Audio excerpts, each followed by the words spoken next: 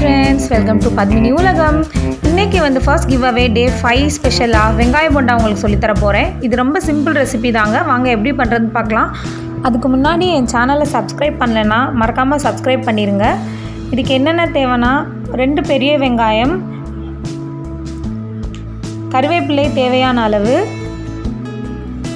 கொத்தமல்லி தேவையான அளவு, நான் கொஞ்சம் அதிகமாகவே எடுத்திருக்கேன். இஞ்சி 1 இன்ச்சை துண்டு துண்டாக நறுக்கி வச்சுருக்கேன்.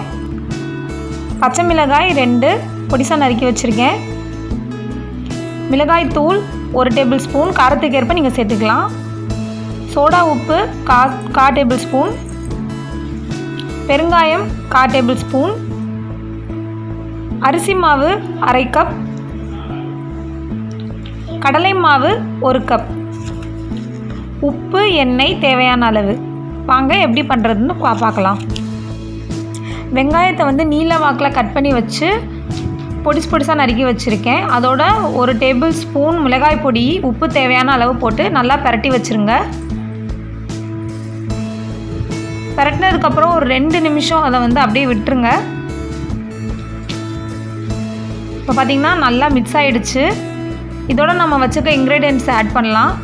மிளகாய் ஆட் பண்ணிக்கோங்க, இஞ்சியை ஆட் பண்ணிக்கோங்க, பெருங்காய பொடி ஆட் பண்ணிக்கோங்க, கறிவேப்பிலை ஆட் பண்ணிக்கோங்க, கொத்தமல்லி தலையும் ஆட் பண்ணிக்கோங்க. இது எல்லாத்தையும் நல்லா மிக்ஸ் பண்ணி ஒரு 2 மினிட்ஸ் திரும்ப இதை அப்படியே வச்சுடுங்க.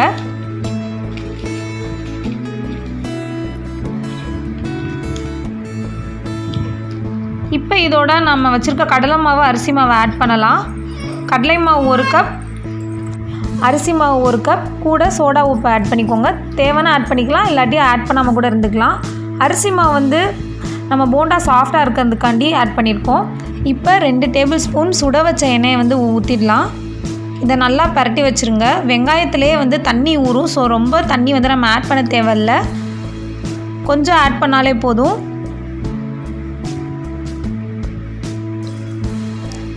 இப்போ பார்த்திங்கன்னா வெங்காய போண்டா பதத்துக்கு வந்து வந்துடுச்சு. இதை நம்ம உருட்டி வச்சிடலாம். ரொம்ப இறுக்கமாக உருட்டக்கூடாதுங்க, கொஞ்சம் மெதுவாக உருட்டினா தான் வந்து நம்ம ஹீட் பண்ணும்போது அந்த எண்ணெய்லாம் உள்ளே போகும்.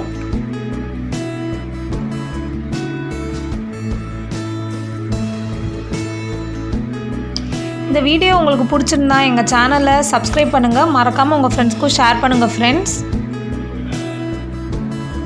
இப்போ பார்த்திங்கன்னா எல்லாத்தையும் உருட்டி வச்சுட்டேன். இது எல்லாத்தையும் வந்து எண்ணெய் காஞ்சதுக்கப்புறம் மிதமான சூடில் நம்ம பொரித்து எடுத்துடலாம். ஹை ஃப்ளேமில் வைக்க வேணாங்க, கருகிடும். இந்த ரெசிபி ஈவினிங் டீயோட சேர்த்து சாப்பிட்டா ரொம்ப நல்லாயிருக்கும். குட்டீஸ் பெரியவங்க எல்லாத்துக்கும் ரொம்ப பிடிச்ச ரெசிபிங்க. வீட்டில் ட்ரை பண்ணி பாருங்கள். இப்போ பார்த்திங்கன்னா எண்ணெய் காஞ்சிடுச்சு, பொரித்து எடுத்துடலாம். எண்ணெய் முங்குற அளவுக்கு ஊற்றணுங்க.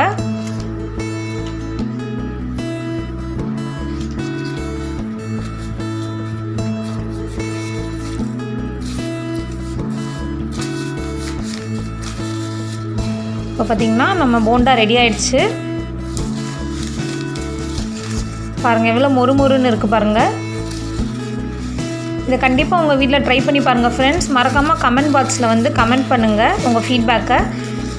இந்த வீடியோ உங்களுக்கு பிடிச்சிருந்தா எங்கள் சேனலை லைக், சப்ஸ்கிரைப் பண்ணுங்கள் ஃப்ரெண்ட்ஸ். தேங்க்யூ.